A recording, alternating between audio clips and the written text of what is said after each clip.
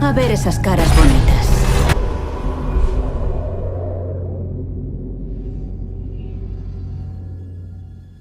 Hi everyone, it's me Sis, and today we have another Rainbow Six Siege video. This is just a general informational video covering what was revealed this week. First of all, I'd like to let you guys know that this game is free to play this weekend on the PS4, PC, and Xbox One, so I highly recommend trying this game out if you haven't already. If you don't know what this game is, it's basically a tactical FPS where you absolutely have to communicate with your team in order to win. So you'll need a headset playing this game for sure. You'll have to gather up a squad to actually basically enjoy this game.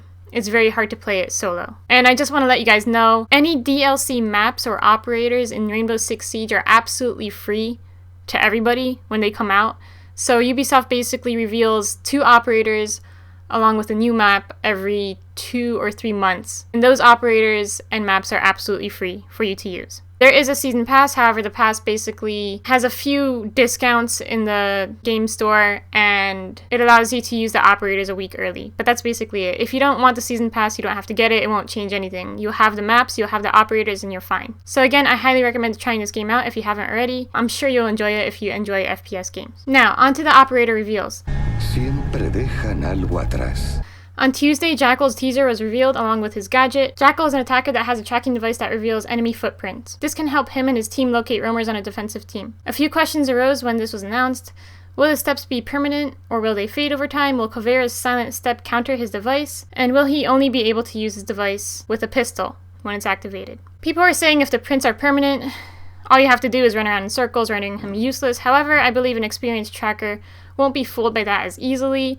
So I'm pretty sure if you're tracking someone and you see footsteps in a circle, you just have to see where it leaves the circle and you'll follow them anyway. So there's a whole bunch of ways that the tracker could actually just find where you're at anyway. So I don't think running around in circles is the best idea. Also, when it comes to Caveira's silent step, I don't think it should counter his device. I think he's mainly there to counter Caveira. I think the best counter against Jackal would be Pulse. Pulse can basically lead Jackal into a trap by setting up his footsteps to go into a room where Pulse could shoot through a wall. When it comes to him using his pistol only with the device active, I think that's the best way to balance this operator. If he were to use his primary only, that'd be a bit overpowered, I think. Overall, I think Jackal will be a great addition to the attacking team, especially since knowing the enemy location is crucial to winning the match. Now moving on to Mira.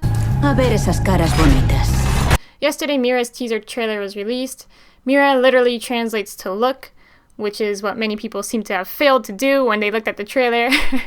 In the trailer, Mira places a device onto the reinforced wall, which breaches a hole through it. This is basically what threw people off. They thought she was a Hibana on the defensive side, which would make absolutely no sense whatsoever, and that would only help the attacking team. However, if you actually look at the trailer, you could basically see that there is a glass panel on that device that she placed onto that reinforcement. So I'm pretty sure that that glass panel will be bulletproof. I don't know if it'll withstand all of the bullets. I don't know if it'll be permanent or if it'll be like Blackbeard's shield. I think it should be permanent, to be honest with you. The only thing that should be able to break it should be like Hibana or Thermite's gadgets. If the glass panel isn't bulletproof, then it would kind of help the attackers. I think it should be fully bulletproof, otherwise it'll just be another way for the attackers to breach the objective. Some people are wondering if the glass panel will be a one-way panel, as in the defenders will be able to look out, but the attackers won't be able to look in. I think that'd be nice. I feel like it has to be one way because if the attackers are looking in the whole time, they could just tell everybody else to rush one side and leave the other side alone by just looking into the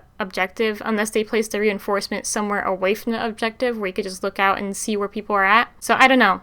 I feel like making it one way would be best. Something that you might have missed is written on the glass is the word expulsar, which translates to expel. I don't think that there's much to read into with that.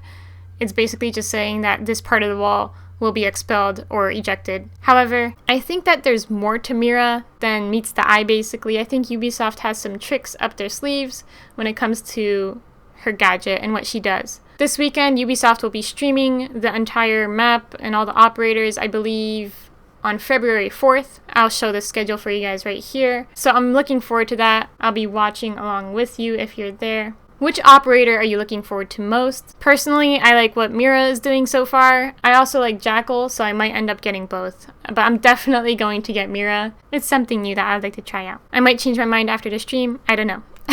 But so far, Mira looks cool, in my opinion. What do you guys think? If you enjoyed this video, please hit the like button. If you're new and you like this type of video, please subscribe, and I'll talk to you all later. Bye!